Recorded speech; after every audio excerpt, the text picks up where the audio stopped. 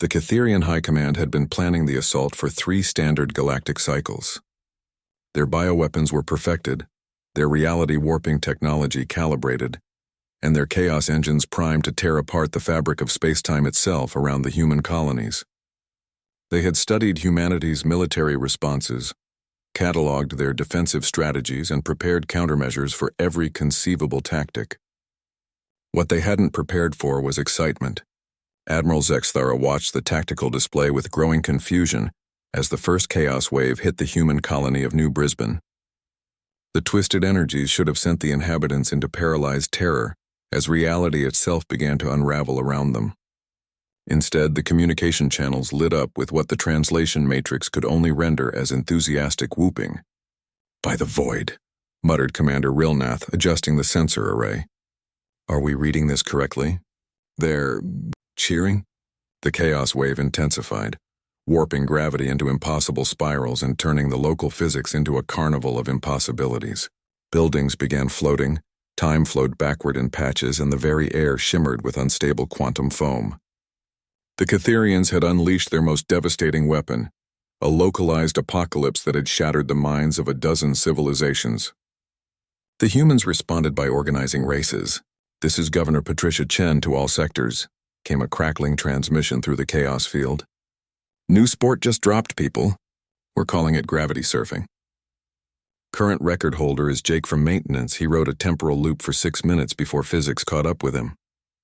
Admiral Zexthara's 4 eyes blinked in perfect synchronization, a Catherian expression of complete bewilderment. "Increase the chaos field intensity. Perhaps they don't understand the severity of their situation." The reality tears widened. Mountains began growing downward into the sky. Colors that had no name in any known language started bleeding through dimensional cracks. The very concept of up became a matter of heated debate among local particles. The human response came in the form of a hastily erected sign visible from orbit. "Welcome to Chaos Fest 2387. No entry fee. FYOB. Bring your own body, dimension optional." "Sir," reported sensor technician Kexmol, his voice trembling with something between awe and horror. "They're building structures in the chaos zones. I believe they're amusement parks."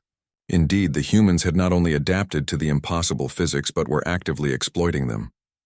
They'd constructed roller coasters that corkscrewed through time, fun houses where gravity was optional, and what appeared to be a competitive league for beings trying to maintain consistent molecular cohesion. Dr. Sarah Kim, formerly the colony's chief physicist and now apparently the commissioner of impossible sports, broadcast on all frequencies, "Attention alien visitors. Thanks for the physics update. We've been stuck with boring old Newtonian mechanics for months. The kids were getting restless. My 12-year-old just discovered she can fold space by sneezing in B-flat. We're calling it dimensional harmonics, and she's already patenting the technique." The Catherian bioweapons proved equally counterproductive. The engineered viruses designed to induce madness and despair instead seemed to unlock new human capabilities.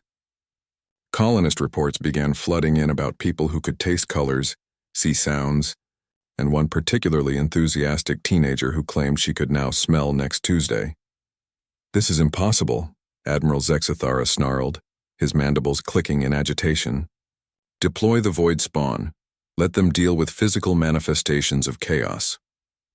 The void spawn materialized, writhing masses of tentacles and eyes, beings of pure entropy that existed solely to unmake reality. They poured through the dimensional rifts like living nightmares, their presence causing lesser species to simply cease existing from sheer conceptual impossibility. The humans immediately began a betting pool on which one would win the prettiest tentacle contest.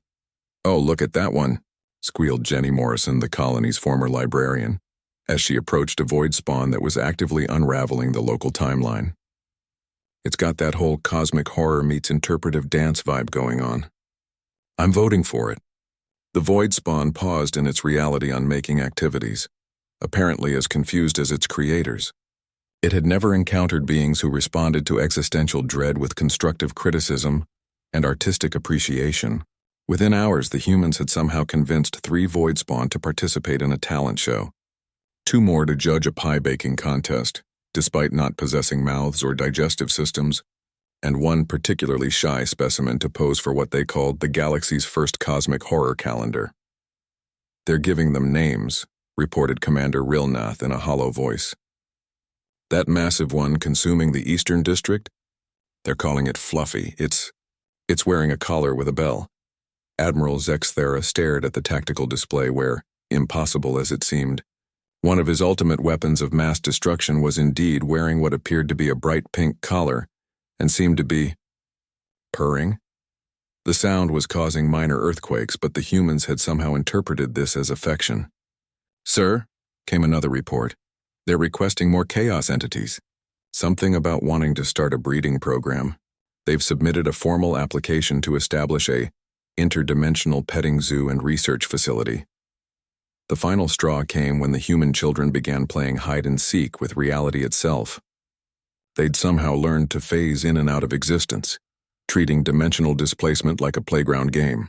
One 8-year-old had apparently hidden so effectively that she'd created her own pocket universe, complete with improved physics that made ice cream a fundamental force of nature. "Enough," whispered Admiral Zexthara, watching as the humans began constructing what their communications identified as Chaos University, where physics goes to die and innovation is born. "Recall all forces, immediately." "Sir? But the invasion is over. We've lost." The Admiral's voice carried the weight of cosmic defeat. "They're not just surviving our weapons of mass destruction, they're improving them. That human scientist just figured out how to use our chaos fields to power faster-than-light communication. She's calling it Quantum Entanglement Express Mail, and has already set up postal routes to 3 neighboring galaxies." As the Catherian fleet retreated to a safe distance of several star systems, a final transmission reached them from New Brisbane. It was Governor Chen again, her voice filled with what could only be described as maternal concern. "Hey, alien friends? You're leaving so soon. We were just getting started. The kids have been working on some reality modifications that we think you'd really enjoy. Plus, we've got fresh cookies.